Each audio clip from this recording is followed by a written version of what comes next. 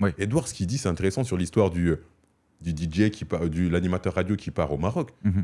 Parce que c'est l'histoire de la vie, c'est l'histoire du journalisme, c'est ça. La télé, combien de personnes, que ce soit les femmes, elle est enceinte, sa remplaçante, elle vient, elle tue tout, elle reste en place. Lui, il tombe malade, lui, il est en arrêt, lui, il a des problèmes. On prend toujours la place de quelqu'un. Et je dis toujours, en fait, il y a peu de place. Les gens, en fait, ils ont toujours l'impression que, pourquoi tu vas pas là-bas ? Peut-être qu'il y a des animateurs là-bas, peut-être qu'il y a des chroniqueurs qui attendent que l'animateur il tombe malade, peut-être que les chroniqueurs ici ils ont des stagiaires. En fait, avant d'arriver, ça n'existe pas d'arriver d'être propulsé devant la scène. Et les gens, ils ont encore une fois, ce qui est dommage, c'est que je trouve que de manière générale, les gens connaissent très peu le métier de journaliste.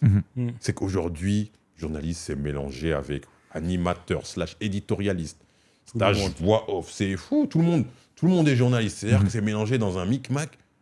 Et après, sûrement de la faute de la profession et des journalistes aussi, on est les premiers, je pense, conscients de ça. Mais c'est-à-dire qu'il y a une confusion, il y a un mélange des genres. Mais un animateur, c'est pas un journaliste. Un journaliste, ça sera jamais un animateur, et vice-versa. Et en fait, le grand public, malheureusement, je trouve, il connaît pas assez peut-être les coulisses de tout ça. Mais quand tu vois la télé, tu penses, il doit parler des journaux. Tu vois le journal, en France, on voit Laurent Delahousse. Mais en fait, Laurent Delahousse, il y a 40 personnes en régie avec lui. Exactement. Oui, bien sûr. Quand tu fais ton journal, t'es jamais tout seul en fait. Si le mec fait pas le reportage, il va venir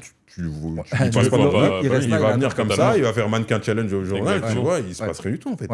Et en fait, les gens ils pensent que tu viens, mais tu parles devant la caméra, mais tu vois, une fois ma mère m'a demandé, au TV5, on a le journal à 22h30, on a la conférence de rédaction à 16h30. Tu vois, ma mère m'a demandé, mais en fait, tu fais quoi aussi longtemps aussitôt, en fait, tu vois, qu'est-ce que tu veux dire? C'est que on prépare, en fait. Les gens, en fait, ils s'en rendent pas spécialement. C'est un travail de préparation. J'ai Olivier en interview. Attends, Olivier, comment il parle de ses interviews? Qu'est-ce qu'il a dit? Ah bon, ok, il a dit ça. Il a dit qu'il était milliardaire, ok, en francs CFA, ok. On cherche ce que tu fais. Amine. Non, mais en fait, c'est un travail de préparation qui est réduit finalement à 26 minutes. C'est horrible, presque, j'ai envie de te dire.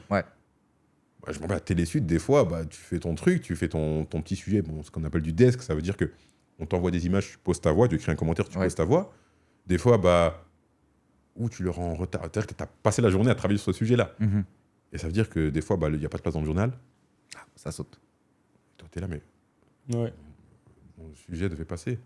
On devait dire un sujet de Saladin Gakou, tu vois. Et tu vois, c'est une frustration incroyable, mais t'apprends, je dis, mais c'est le game en fait. Tu fais un truc, ou peut-être c'est le truc, il est pas bon aussi.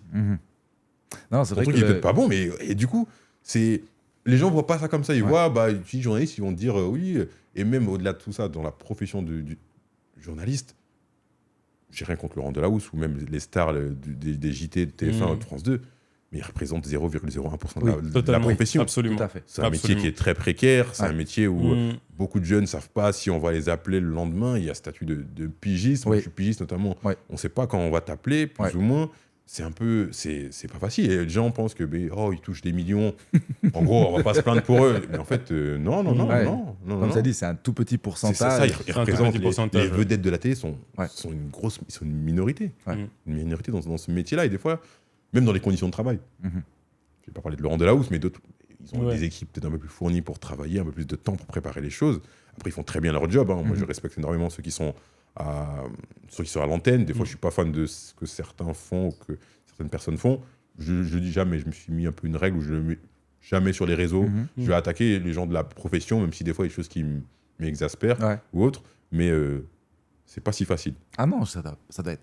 Et ça doit être très, très difficile. Et puis surtout, comme tu dis, je pense que le niveau de travail qu'il y a en amont d'un reportage, c'est surtout ça que le public ne se rend pas compte. Le travail de recherche, le travail d'écriture, le travail de mettre... Recouper les sources, ça vient de qui vous a dit une info, c'est... Edouard qui est encore plus sur le terrain, il faut faire attention de ne pas se faire balader quand on est journaliste, c'est sa crédibilité. Oui. Je jure, on n'est pas millionnaire, mais ta crédibilité, c'est ce que tu vas te garder. Je pense que...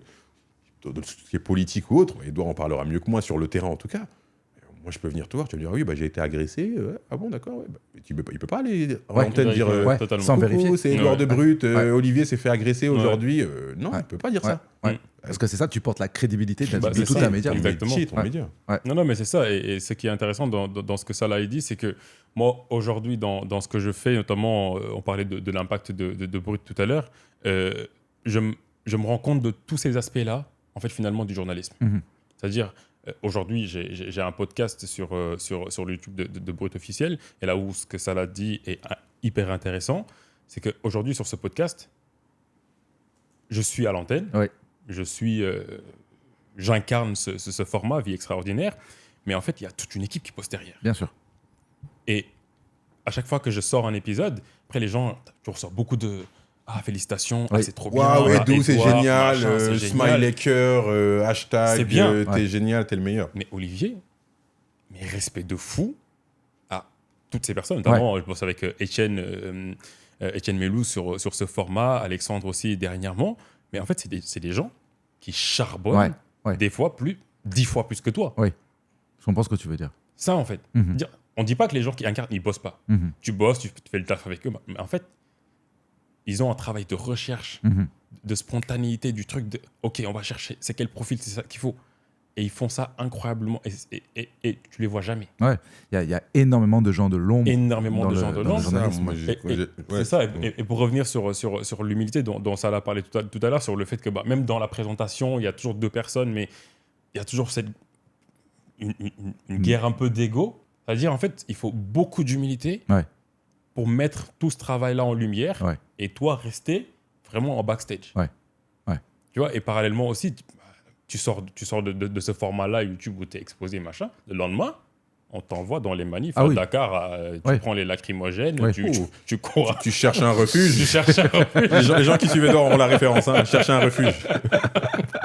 Tu cherches un refuge. C'est ça. Effectivement, la vie de journaliste, c'est ça. C'est que la vie de journaliste, c'est ça. Demain, comme tu as dit, tu es dans le restaurant en train de parler d'un chef qui vient d'être étoilé, et le lendemain, exactement. Tu peux parler d'une situation avec des SDF et tu n'es pas dans les mêmes conditions. Totalement. Et tu dois pouvoir t'adapter à toutes les conditions et raconter une histoire à chaque fois. Mais c'est incroyable. Et moi, ça, je l'ai vraiment découvert avec Brut. Et je remercie énormément ce média de m'avoir donné cette opportunité-là. Parce qu'en fait, je me suis rendu compte, en très peu de temps, ce que j'ai pu faire dans une carrière de jeune journaliste. C'est-à-dire, moi, en l'espace de 2 ans, j'ai couvert une CAN, j'ai couvert des élections présidentielles, j'ai couvert des élections législatives, je suis allé au fin fond du C'est bon, je suis jaloux là. C'est bon là, il commence à sortir tout son CV là. On est sur LinkedIn ou c'est un podcast là? T'as fait des belles choses toi aussi. Il a fait de belles choses. T'as rencontré des grandes personnes toi aussi. C'est bon. Non, laisse-le. Non, mais ça va. Non, mais ce qu'il dit, c'est sur l'équipe, travail d'équipe. Moi, quand j'ai l'occasion, souvent, je remercie les équipes techniques et de réalisation, même la technique. En régie, t'as 10 personnes qui sont là. En fait, s'il y a un souci, si tu rates, en fait, c'est le travail de tout le monde qui sabote. C'est ça, exactement. Et les rédacteurs. Beaucoup de rédacteurs en chef ont la calvitie. Vous croyez que c'est quoi? C'est une coïncidence? Vous croyez que les vols des rédacteurs en chef dans la Turquie ont explosé? Mais non. Non, franchement, une pression. Il y a une pression incroyable. Ils ont chef d'édition, ceux qui sont à l'oreillette. On donne du jargon. Chef d'édition qui à l'oreillette dit il te reste 30 secondes. Après, t'as ça. Attention, l'interview, il a dit ça. Exactement. C'est un travail, c'est un job. Et vous êtes avec ces personnes-là toute la journée, en fait. C'est une armée. Quand il y a, par exemple, le journal que toi, tu as l'habitude, c'est une armée qui est derrière. Exactement. Ils sont tous là comme ça. Ils OK, 26 minutes, t'as ton chrono. Quand ça démarre, le générique fin, jusqu'à la fin. Et ils font tous et c'est un travail d'équipe. C'est ça, vraiment, je veux mettre en avant. C'est maquillage, ceux qui préparent très collectif. Tout. Les maquilleuses qui sont souvent, ou même les maquilleurs, des fois, ils sont très cool. C'est un moment un peu particulier, le maquillage, où tu es un peu dans ta bulle, tu te rapproches du moment. Que même prompteuse. Bien sûr. Ils sont là. Mais en fait, préparer tous les textes. C'est un job et tout ça. Vérifier tes textes. T'as dit ça. OK. Parce que c'est toi qui es exposé au final. Mais exactement, c'est le travail de toute une équipe, toute une journée, avec des fois des correspondants que tu appelles, qui font le travail, qui te remontent des informations, qui te préparent. Et c'est ça que je veux mettre en avant, c'est que les gens voient ça un côté très, très solo, je suis tout seul, entre guillemets, dans la lumière. Mais sans équipe, on fait rien, quoi. Sans équipe, il n'y a aucune lumière. Non, il n'y a rien. Zéro. Il n'y a rien du tout. 0-0. Le OV Show.